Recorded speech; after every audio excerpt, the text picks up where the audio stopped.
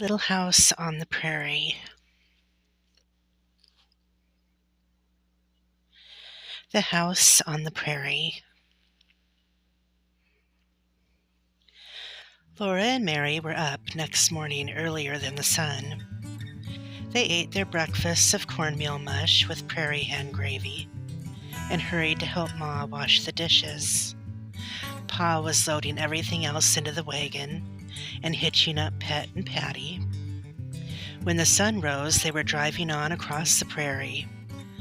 There was no road now. Pet and Patty waded through the grasses, and the wagon left behind it only the tracks of its wheels. Before noon, Pa said, "Whoa!" The wagon stopped. "Here we are, Carolyn," he said. "Right here we'll build our house." Laura and Mary scrambled over the feed box and dropped to the ground in a hurry. All around them there was nothing but grassy prairie spreading to the edge of the sky. Quite near them, to the north, the creek bottoms lay below the prairie. Some darker green treetops showed, and beyond them bits of the rim of earthen bluffs held up the prairie's grasses. Far away to the east, a broken line of different greens lay on the prairie, and Pa said that was the river. "That's the Verdigris River," he said, pointing out to Ma. Right away, he and Ma began to unload the wagon. They took out everything and piled it on the ground. Then they took off the wagon cover and put it over the pile. Then they took even the wagon box off, while Laura and Mary and Jack watched. The wagon had been home for a long time. Now there was nothing left of it but the four wheels and the part that connected them. Pet and Patty were still hitched to the tongue. Pa took a bucket and his axe, and sitting on this skeleton wagon, he drove away. He drove right down into the prairie, out of sight. "Where's Pa going?" Laura asked, and Ma said, "He's going to get a load of logs from the creek bottoms." It was strange and frightening to be left without the wagon on the high prairie. The land and the sky seemed too large, and Laura felt small. She wanted to hide and be still in the tall grass, like a little prairie chicken. But she didn't. She helped Ma while Mary sat on the grass and minded baby Carrie. First, Laura and Ma made the beds under the wagon cover tent. Then Ma arranged the boxes and bundles, while Laura pulled all the grass from a space in front of the tent. That made a bare place for the fire. They couldn't start the fire until Pa brought wood. There was nothing more to do, so Laura explored a little. She did not go far from the tent, but she found a queer little kind of tunnel in the grass. You'd never notice it if you looked across the wavy grass tops. But when you came to it, there it was, a narrow, straight, hard path down between the grass stems. It went out into the endless prairie. Laura went along it a little way.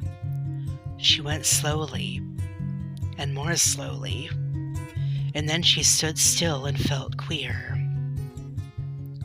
So she turned around and came back quickly. When she looked over her shoulder, there wasn't anything there, but she hurried. When Pa came riding back on a load of logs, Laura told him about the path.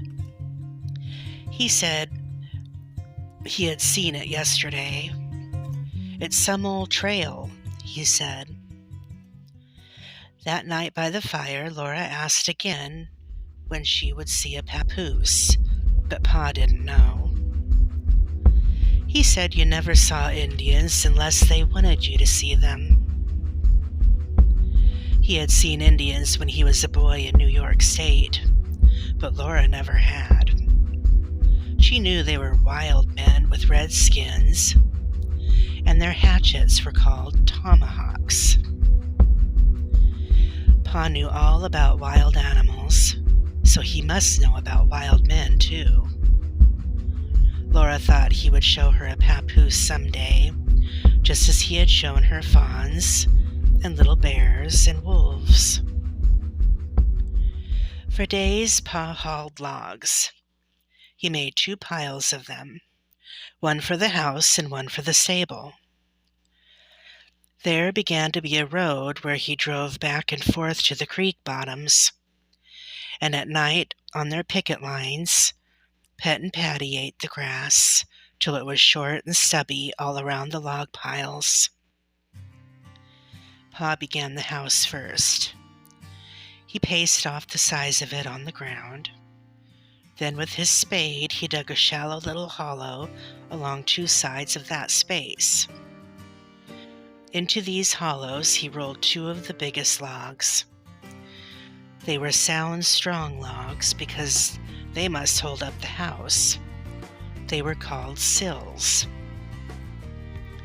Then Pa chose 2 more strong, big logs, and he rolled these logs onto the ends of the sills so that they made a hollow square. Now with his axe he cut a wide, deep notch near each end of these logs. He cut these notches out of the top of the log, but with his eye he measured the sills, and he cut the notches so that they would fit around half of the sill. When the notches were cut, he rolled the log over, and the notches fit down over the sill. That finished the foundation of the house. It was 1 log high. The sills were half buried in the ground, and the logs on their ends fitted snugly to the ground. At the corners, where they crossed, the notches let them fit together so that they were no thicker than 1 log, and the 2 ends stuck out beyond the notches. Next day, Pa began the walls. From each side he rolled up a log, and he notched its ends so that it fitted down over the end logs. Then he rolled up logs from the ends and notched them so that they fitted down over the side logs. Now the whole house was 2 logs high. The logs fitted solidly together at the corners. But no log is ever perfectly straight, and all logs are bigger at one end than at the other end. So cracks were left between them all along the walls. But that did not matter because Pa would chink those cracks. All by himself he built the house 3 logs high. Then Ma helped him. Pa lifted one end of a log onto the wall. Then Ma held it while he lifted the other end. He stood up on the wall to cut the notches, and Ma helped roll and hold the log while he settled it where it should be to make the corner perfectly square. So log by log they built the walls higher till they were pretty high, and Laura couldn't get over them anymore. She was tired of watching Pa and Ma build the house, and she went into the tall grass exploring. Suddenly, she heard Pa shout, "Let go! Get out from under!" The big heavy log was sliding. Pa was trying to hold up his end of it to keep it from falling on Ma. He couldn't. It crashed down.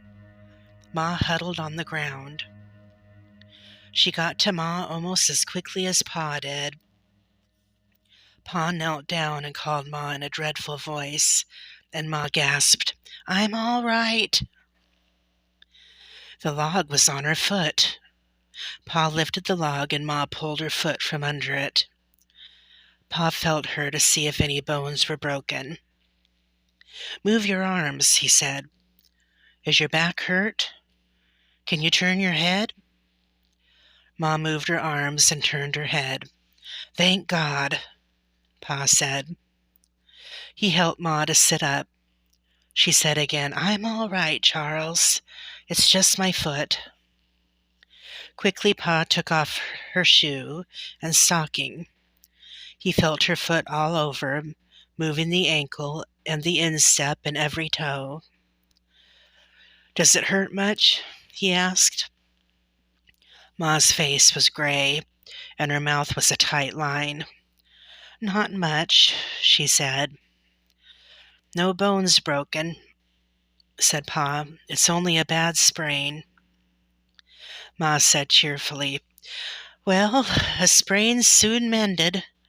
Don't be so upset, Charles." "I blame myself," said Pa. "I should have used skids." He helped Ma to the tent. He built up the fire and heated water. When the water was as hot as Ma could bear, she put her swollen foot into it. It was providential that the foot was not crushed. Only a little hollow in the ground had saved it. Pa kept pouring more hot water into the tub in which Ma's foot was soaking. Her foot was red from the heat, and the puffed ankle began to turn purple. Ma took her foot out of the water and bound strips of rag tightly around and around the ankle. "I can manage," she said. She could not get her shoe on, but she tied more rags around her foot, and she hobbled on it. She got supper as usual, only a little more slowly. But Pa said she could not help to build the house until her ankle was well. He hewed out skids. These were long, flat slabs. One end rested on the ground, and the other end rested on the log wall. He was not going to lift any more logs. He and Ma would roll them up these skids. But Ma's ankle was not well yet. When she unwrapped it in the evenings to soak it in hot water, it was all purple and black and green and yellow. The house must wait.